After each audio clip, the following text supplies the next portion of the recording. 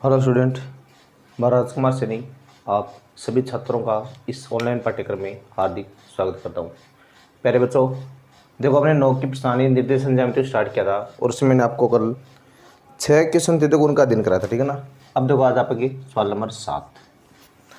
देखो 7 के में क्या लिखा है, बिंदु दिया गया आपको 2 - 2 - 2 1 और 5 2 एक समकोण त्रिभुज के शीर्ष है। तो देखो पहले आप इसमें ऐसा करेंगे, आप एक कोई त्रिभुज बना लें इस पर एक बार, ठीक है ना।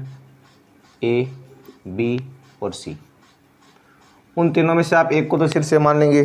जैसे मान लो ये तो मेरे पास क्या आ गया, 2 - 2 आ गया, और बी शीर्ष मेरे पास कितना आ गया है ये आ गया मेरे पास -2,1 आ गया। और जो तीसरा शीर्ष आपका है वो है 5 2।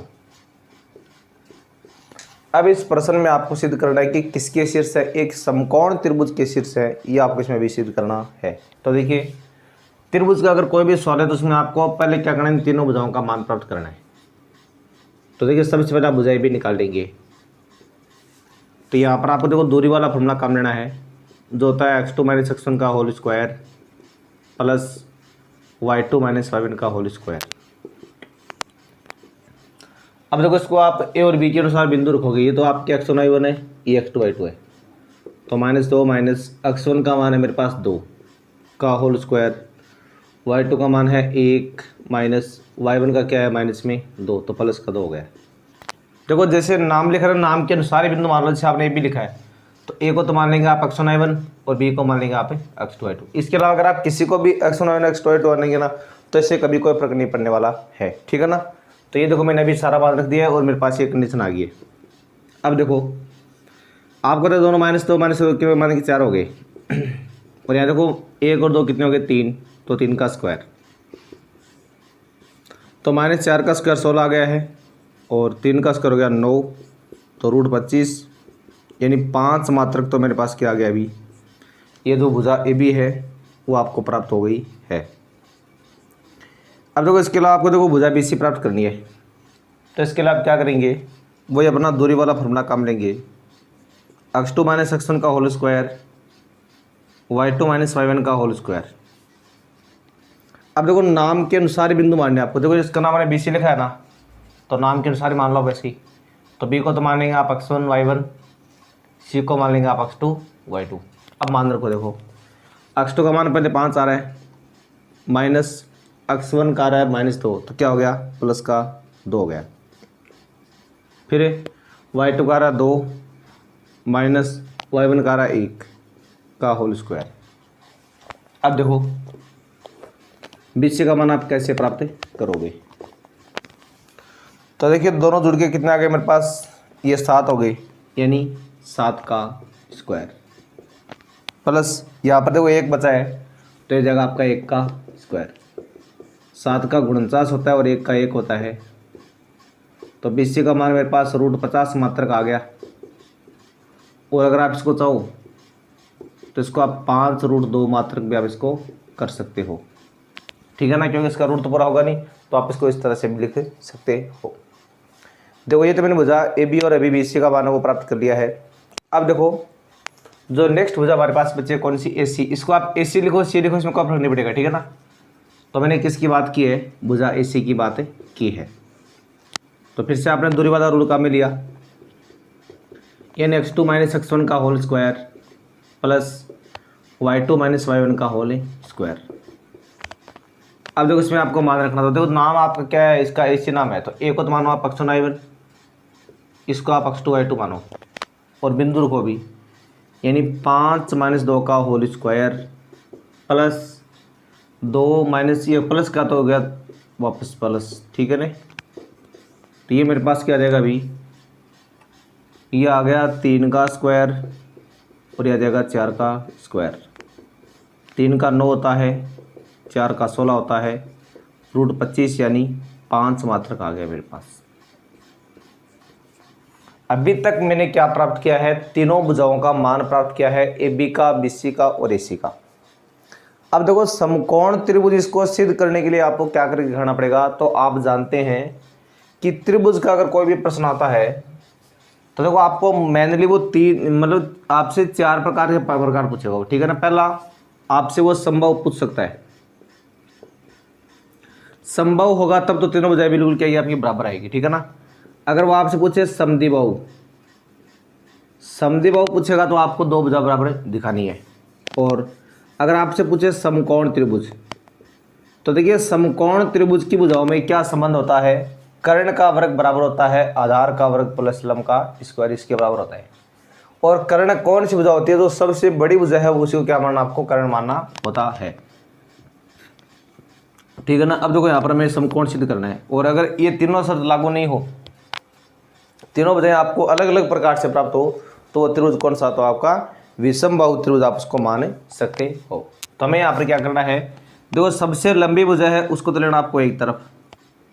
तो देखो सबसे लंबी भुजा कौन सी, आपकी BC है, तो आपने लिखा BC स्क्वायर बराबर, इधर आ रहा है AB square plus AC square. BC का मान तो है 5√2 का स्क्वायर, और AB का मान मेरे पास आ रहा है 5 का स्क्वायर, और इसका भी 5 का स्क्वायर।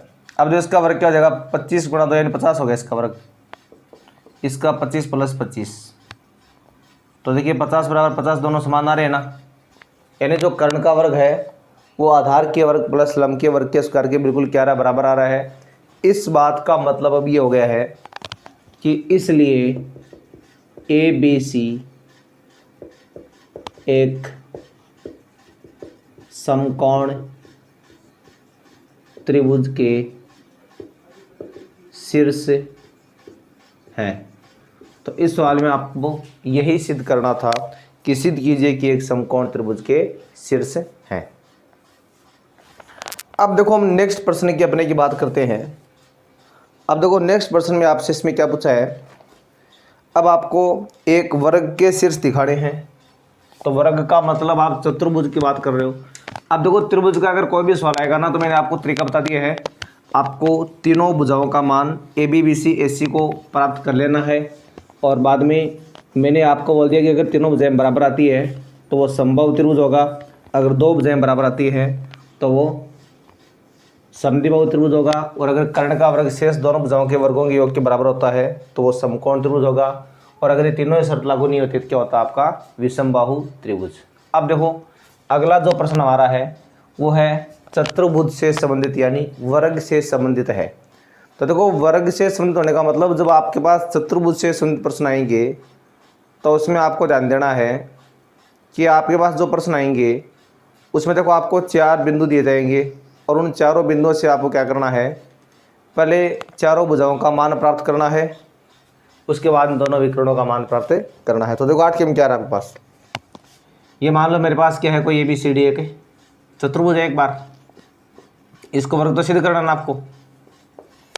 तो देखो इसमें लिखा गया है कि एक बिंदु तो आ रहा आपका 1 और माइनस का 2, दूसरा बिंदु इसमें आपका आ रहा है 3,0, और तीसरा जो बिंदु आपका है वो आ रहा है 1,2, और चौथा बिंदु आपका D आ रहा है कितना, -1,0। और आपको इसमें सिद्ध करके दिखाना है ये किसके शीर्ष है, एक वर्ग के शीर्ष हैं। तो देखो चतुर्भुज का अगर कोई भी प्रश्न है ना, तो देखो मुख्य रूप से वो आपसे क्या पूछ सकता है, या तो वो वर्ग हो सकता है, या वो समचतुर्भुज हो सकता है, इसके अलावा वो आयत हो सकता है, इसके अलावा वो समांतर चतुर्भुज हो सकता है। तो मैंने आपको 4 इसमें मिलने वाले हैं। अब इनकी पहचान कैसे करोगे, जैसे मान लो आप चतुर्भुज में क्या वर्ग जो होता है, आपको देखो यहाँ पर कोण वगैरह तो मिलेगा नहीं, आपको केवल जो दूरी निकालो, दूरी से आप भुजाएं निकालोगे। यानी वर्ग में देखो आपकी 4 भुजाएं बिल्कुल आएगी बराबर, और जो इसके विकर्ण होंगे ना, ये दोनों बिल्कुल क्या आएंगे आपके पास बराबर आएंगे, ठीक है ना। और अगर आप देखो समचतुर्भुज की बात करते हैं तो इसका मतलब आपके पास इस तरह का डायग्राम बनेगा जिसमें आपकी चारों भुजाएं आएगी बिल्कुल बराबर। और देखो समचतुर्भुज में ये तो विकर्ण आपका आएगा बड़ा, और ये क्या आएगा, बिल्कुल छोटा विकर्ण आएगा। तो ये शर्त किसकी लागू हो जाएगी, आपकी समचतुर्भुज की लागू हो जाएगी।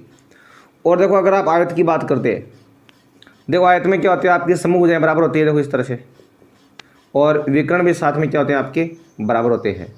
तो ये शर्त लागू होगी तो क्या माना जाएगा, वो एक आयत माना जाएगा। और अगर आप समांतर चतुर्भुज की बात करते हैं तो इसका मतलब देखो ये होगा कि इसमें आपकी समूह भुजाएं बिल्कुल बराबर आएगी इस तरह से, लेकिन देखो इसका तो ये विकर्ण तो बड़ा आएगा ना, और ये क्या आएगा, छोटा आएगा, क्योंकि इसमें आप केवल ये 6 चीज़ निकालोगे, चारों भुजाएं और दोनों विकर्ण। उनके आधार पर आपको डिसाइड करना पड़ेगा कि जो आकृति दी गई आपकी वो वर्ग है, समचतुर्भुज है, आयत है या समांतर चतुर्भुज है। इन सब का आपको पता लगाना पड़ेगा। तो देखिए अब हम इस प्रश्न को अपने को कर रहे हैं हल।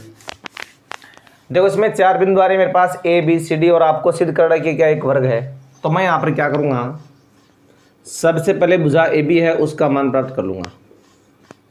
तो आपने वो दूरी सूत्र लगा दिया, रूट में x2 - x1 का whole square plus y2 - y1 का होल स्क्वायर। अब देखो ए बी का मतलब बिंदु ए और बी काम आ रहे हैं। ए और बी काम आने का मतलब ए तो हो गया x1 y1, ये हो गया मेरे पास x2 y2।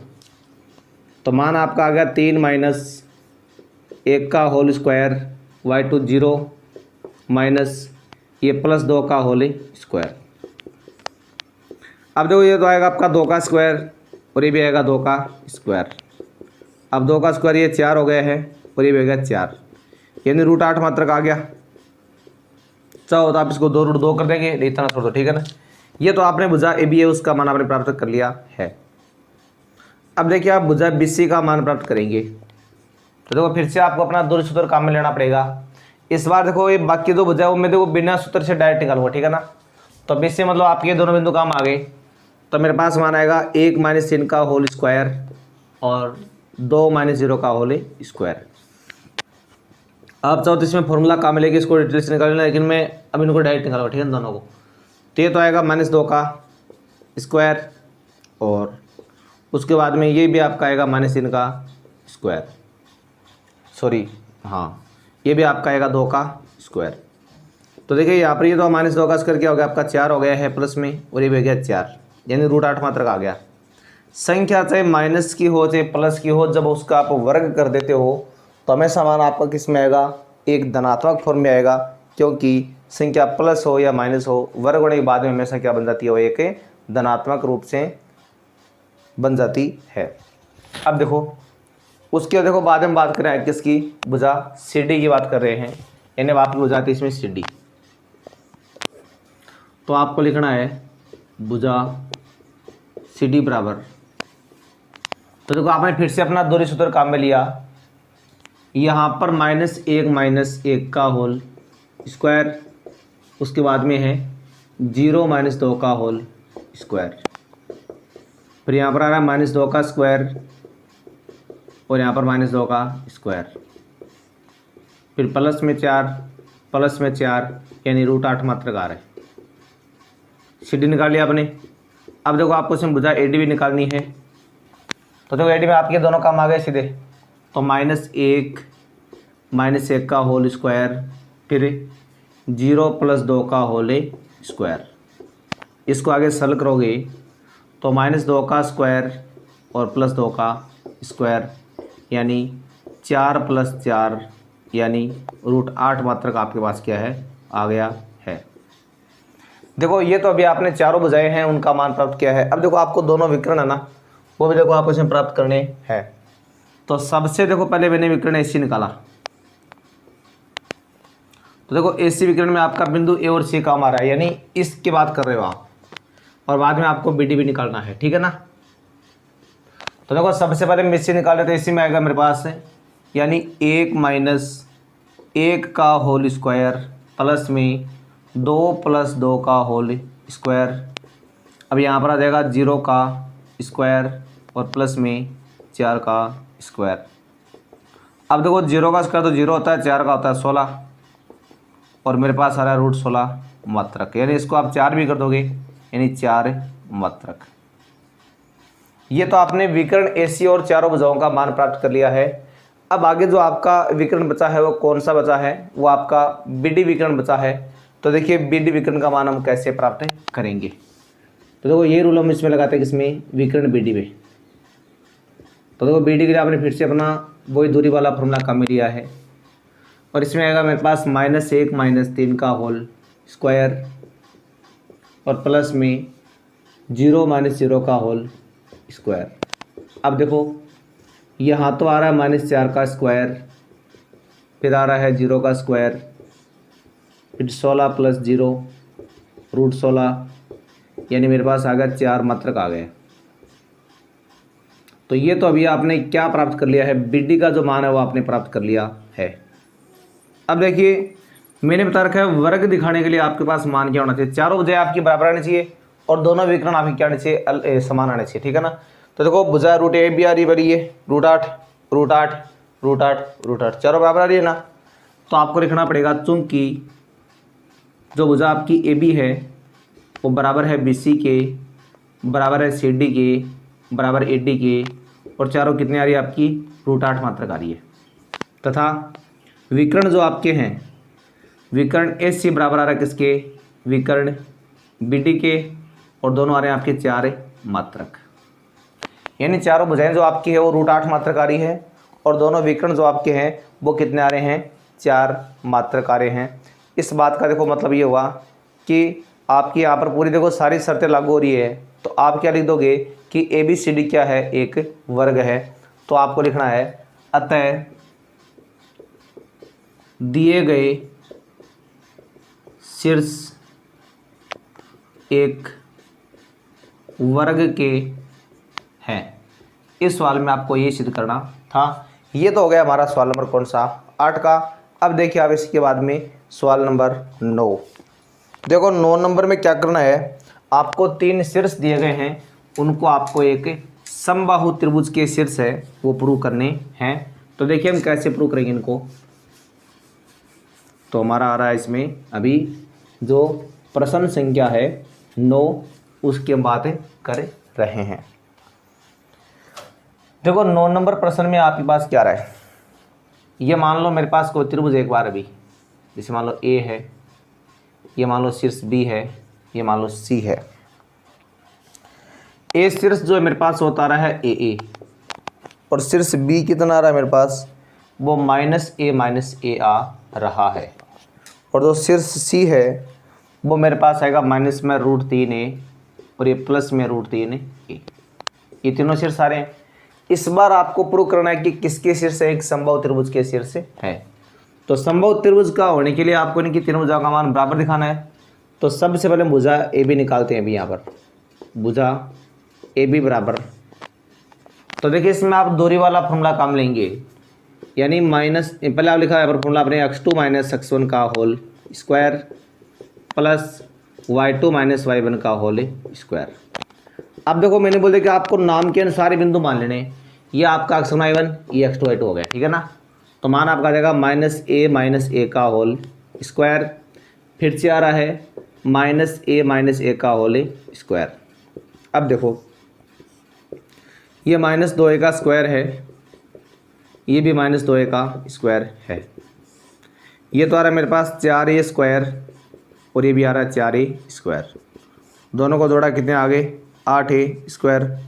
अब देखो 8 का वर्गमूल तो पूरा होता नहीं है, तो आप इसको क्या मान लेंगे, √8 × a, या इसको आप 2√2 मान लेंगे, 2√2a मात्रक।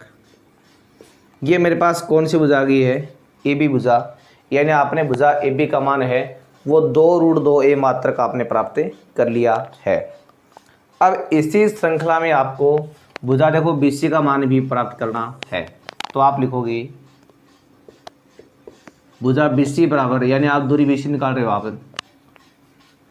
तो इस बार देखो ये दोनों बिंदु का हमारे आपके पास, तो मान आएगा मेरे पास माइनस में √3a, फिर देखो ये माइनस खुद का है ना, तो यहाँ पे क्या बन जाएगा, ये प्लस का हो जाएगा का होल स्क्वायर। उसके बाद देखो √3a, ये भी प्लस ही हो गया, तो √3a और प्लस a का होल स्क्वायर। तो देखो इस तरह से आपने अपना मान सारा लिख दिया है। अब देखो इसका वर्ग करना आपको।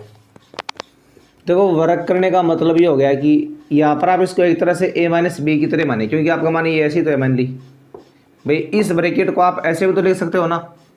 अब a - b का थोड़ा सा अग्रमण रहना आपका, जो क्या होता है a² + b² और माइनस का 2ab। ये तो मान आएगा आपका पहले वाले से, क्योंकि अगर आप a को पहले लिखोगे वो बाद में आएगा, तो आपका मान आएगा a² + b² माइनस का 2ab।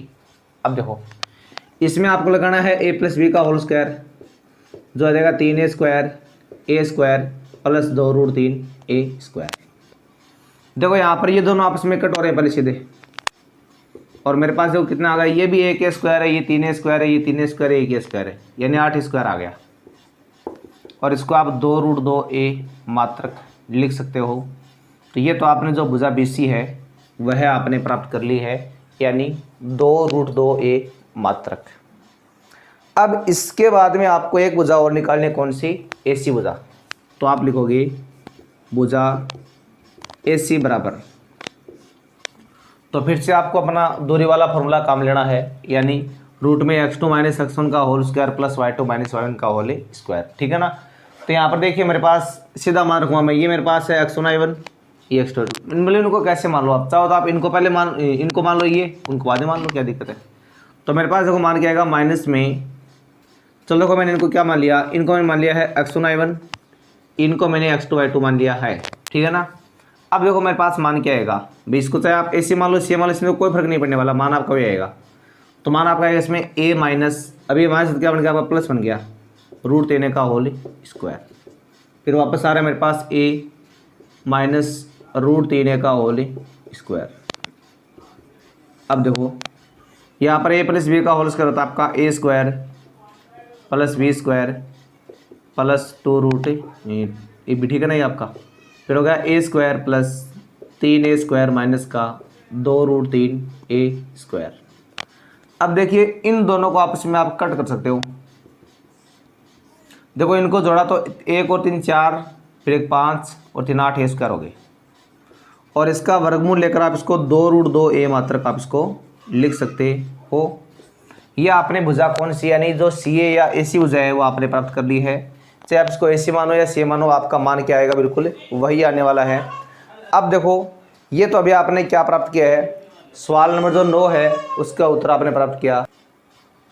तो देखो ये तीनों वजह आपने प्राप्त कर लिए, तो तीनों बिल्कुल समान आ रही है। ये भी 2√2a मात्रक है, ये भी 2√2a मात्रक है, ये भी 2√2a मात्रक है। तो आपको लिखना पड़ेगा, चूंकि AB बराबर BC बराबर AC बराबर 2√2a मात्रक आ रही है, तीनों समान आ रही है ना। इसका मतलब ये हुआ कि दिए गए शीर्ष एक समबाहु त्रिभुज के हैं, समबाहु त्रिभुज के हैं, और इसमें आपको ये सिद्ध करना था। ये था हमारा सवाल नंबर 9। अब देखो 9 के सवाल के बाद में आपको अब बात करने आगे जो 10 का सवाल है और जो आगे 11 12 के सवाल है, उन सभी की बात हम आगे नेक्स्ट वीडियो में करेंगे। आज के लिए बस इतना ही, मिलते हैं नेक्स्ट वीडियो में। और अगर आप चैनल पर नए हैं तो आप चैनल को लाइक और सब्सक्राइब अवश्य करें, ताकि आपको जो हर वीडियो का नोटिफिकेशन है वो आपको समय पर मिलता रहे। तो मिलते हैं नेक्स्ट वीडियो में, तब तक के लिए आपको नमस्कार, धन्यवाद।